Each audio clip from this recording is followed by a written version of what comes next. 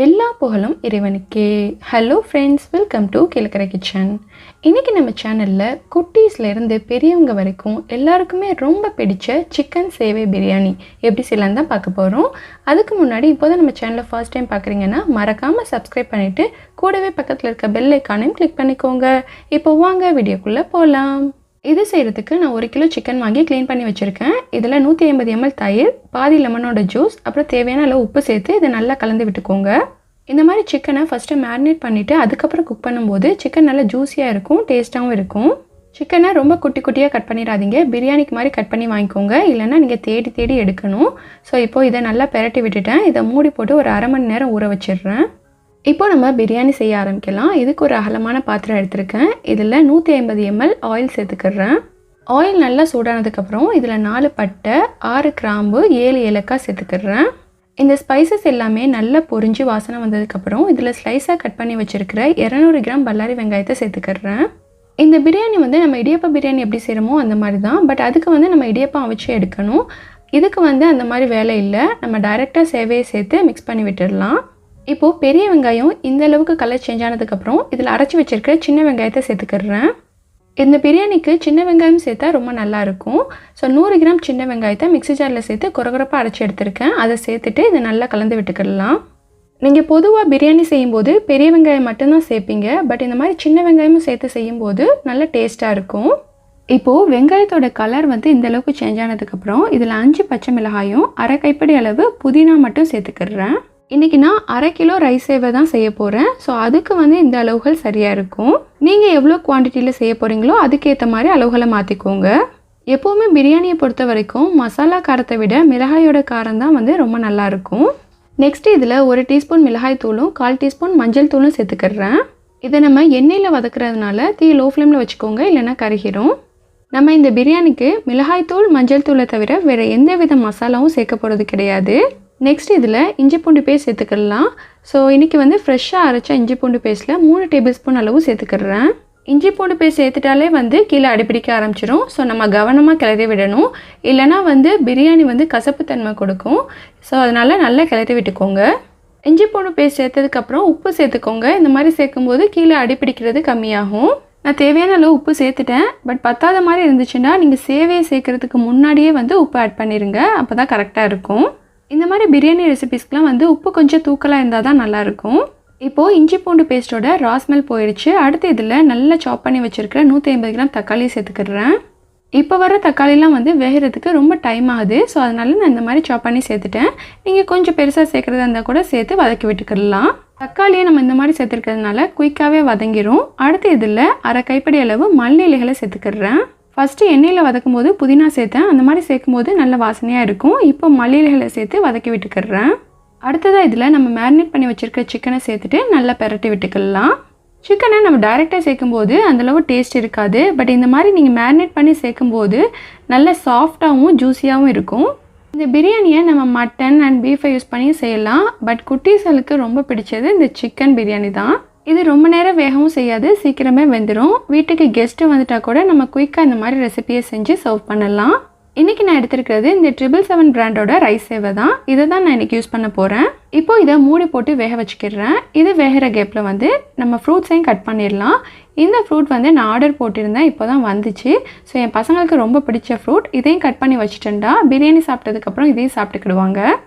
இந்த சேவை பிரியாணியை நான் மதியானம் லஞ்சுக்கு தான் செஞ்சேன்.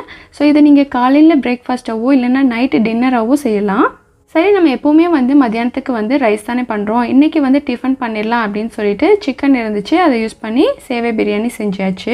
இந்த ட்ராகன் ஃப்ரூட் 2 கலரில் இருக்குது. ஒன்று ஒயிட் கலர், இன்னொன்று இந்த மாதிரி பிங்க் கலர் உள்ள ஃப்ளெஷ்ஷு. பட் இன்றைக்கி இருந்ததும் இந்த பிங்க் கலர் தான். நல்லா தான் இருந்துச்சு. இந்த ஃப்ரூட்ஸ்லாம் எப்போவாச்சும் தான் கிடைக்கும். ஸோ ஆன்லைனில் பார்த்தேன், கிடைக்கும்போது வாங்கிடுவோமே அப்படின்னு சொல்லிட்டு வாங்கியாச்சு. மற்ற ஃப்ரூட்ஸாக இருந்தால் நம்ம ரொம்ப கம்பல் பண்ணி கொடுக்கணும். பட் இந்த ஃப்ரூட்டை அவங்களே ஆசைப்பட்டு கேட்பாங்க. ஸோ அதனால தான் வாங்கி அவங்களுக்காக கட் பண்ணி கொடுத்தேன். 2 பழம் வாங்கியிருந்தேன். ஸோ 2ஐயும் கட் பண்ணி எடுத்ததுக்கப்புறம் இந்த அளவு இருந்துச்சு. ஆளுக்கு கொஞ்சம் ஷேர் பண்ணியாச்சு. கண்ட ஸ்நாக்ஸுக்கு நம்ம காசை செலவழிக்கிறதுக்கு பதிலாக இந்த மாதிரி ஹெல்த்தியான ஃப்ரூட்ஸாக சாப்பிடும்போது நமக்கு ஒரு திருப்தியாக இருக்கும். ஃப்ரூட்ஸை கட் பண்ணி இந்த மாதிரி ஒரு பவுலில் போட்டு வச்சுட்டேன்னா ஆளுக்கு ஒன்றா எடுத்துருவாங்க. சரி, இப்போ நம்ம பிரியாணியை பார்க்கலாம். மூடி போட்டு வச்சுருந்தோம்ல, சிக்கன் வந்து நல்லா வெந்துருச்சு. இதை நல்லா பெரட்டி விட்டுருங்க. இதுவே நீங்கள் பீஃப் யூஸ் பண்ணி செய்கிறதா இருந்தீங்கன்னா ஃபஸ்ட்டு வந்து குக்கரில் போட்டு வேக வச்சுட்டு அதுக்கப்புறம் சேர்த்துக்கோங்க. இப்போது இந்த பிரியாணிக்கு தேவையான அளவு தண்ணி சேர்த்துக்கிறேன். தண்ணி ரொம்ப முக்கியம். அப்புறம் இதுக்கு தேங்காய் பாலும் ரொம்ப முக்கியம். தேங்காய் பால் சேர்த்தா தான் நல்லா டேஸ்ட்டாக இருக்கும். ஒரு மீடியம் சைஸ் தேங்காயை அரைச்சி பால் எடுத்து வச்சுருந்தேன். அது கூட தண்ணி சேர்த்துட்டு 1.25 லிட்டர் அளவு வர மாதிரி எடுத்துக்கோங்க. அதை இந்த சிக்கன் கூட சேர்த்துக்கலாம். இப்போது இந்த தண்ணி கலந்து தேங்காய் பாலை சேர்த்துட்டு நல்லா கலந்து விட்டுக்கோங்க. இந்த ஸ்டேஜில் உப்பு கரெக்டாக இருக்கான்னு செக் பண்ணிவிட்டு தேவைப்பட்ட சேர்த்துக்கலாம். எனக்கு கரெக்டாக இருக்குது, ஸோ அதனால் சேர்க்கலை. இப்போது இந்த தண்ணி நல்லா கொதித்து பபுள்ஸ் வர ஆரம்பிக்கும். அந்த ஸ்டேஜில் சேவையை சேர்த்துக்கிறேன். நம்ம இடியப்ப பிரியாணிக்கு கொஞ்சம் டிஃப்ரெண்ட்டாக செய்வோம், ஏன்னா அது ரொம்ப குழஞ்சிரும். பட் இது வந்து குலையாது. இடியப்ப பிரியாணி செய்யும்போது இடியப்பத்தோட பக்குவம் ரொம்ப முக்கியம். கொஞ்சம் ரஃப்பாக இருந்தால் தான் மிக்ஸ் பண்ணும்போது சரியாக வரும். இதுவே இடியப்பம் வந்து ரொம்ப சாஃப்டாக இருந்துச்சுன்னா மிக்ஸ் பண்ணும்போது உடஞ்சிரும், குழஞ்சிரும். பட் இந்த மாதிரி சேவையை சேர்க்கும்போது நீங்கள் தண்ணி பத்தாட்டா கூட பின்னாடி ஆட் பண்ணிக்கிடலாம். ஆனால் பிகினர்ஸ்க்கு புதுசாக வந்து சமையல் கற்றுக்கிறவங்களுக்கு இந்த மாதிரி சேவை யூஸ் பண்ணி செய்யும்போது கரெக்டாக இருக்கும். தண்ணி பத்தலைன்னா கூட நம்ம சேர்த்துக்கிடலாம்.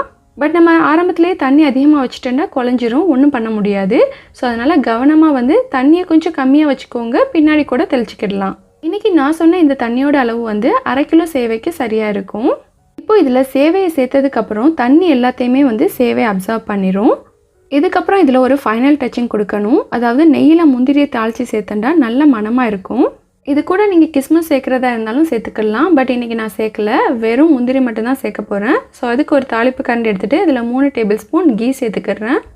கீ நல்லா சூடானதுக்கப்புறம் இதில் ஒரு 20லேருந்து 25 முந்திரியை சேர்த்துட்டு வறுத்து விட்டுக்கோங்க. இது நல்லா கலர் சேஞ்ச் ஆனதுக்கப்புறம் இதை இறக்கிட்டு நம்ம பிரியாணியில் சேர்த்துக்கலாம். இதில் நீங்கள் கிஸ்மிஸ் சேர்க்குறதா இருந்தால் முந்திரியோட கலர் லைட்டாக சேஞ்ச் ஆகும்ல, அந்த ஸ்டேஜில் சேர்த்துக்கோங்க. அப்போனா உப்பி வரும். அப்போ இறக்கிட்டு நம்ம பிரியாணியில் சேர்த்துடலாம். இப்போது சேவை பிரியாணியில் ஃபைனல் டச்சிங்காக நெய்யில் வறுத்த முந்திரியை சேர்த்தியாச்சு. நெய்யோடு சேர்த்துருக்கோம். இது சேர்த்ததுக்கப்புறம் பிரியாணி இன்னும் கமகமாட்டி இருக்கும். இப்போ இதை நல்லா கலந்து விட்டுக்கோங்க. ரொம்ப போட்டு கிண்டக்கூடாது, ஜென்டிலாக தான் மிக்ஸ் பண்ணணும்.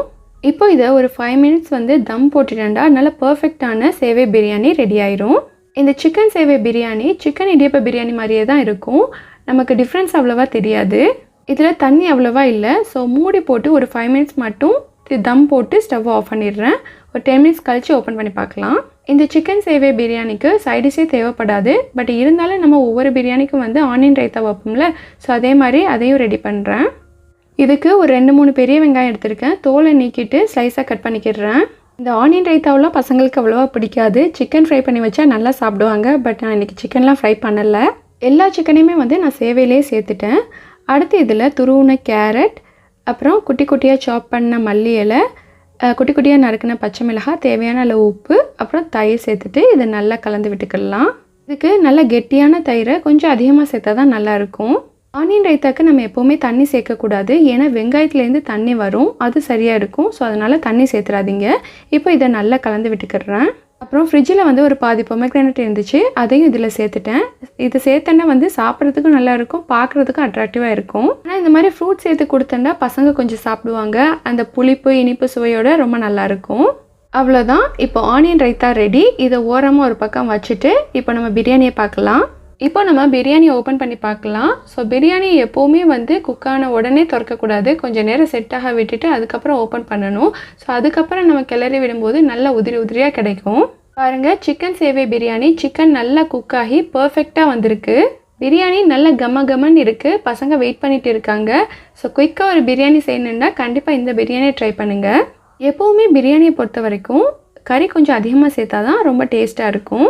ஓகே ஃப்ரெண்ட்ஸ், இப்போது கமண்டு சிக்கன் சேவை பிரியாணி தயார். கண்டிப்பாக இந்த மெத்தடில் நீங்களும் ஒரு முறை ட்ரை பண்ணி பாருங்கள். அண்ட் இந்த வீடியோ பிடிச்சிருந்தா please like, comment, share and subscribe my channel. Thank you.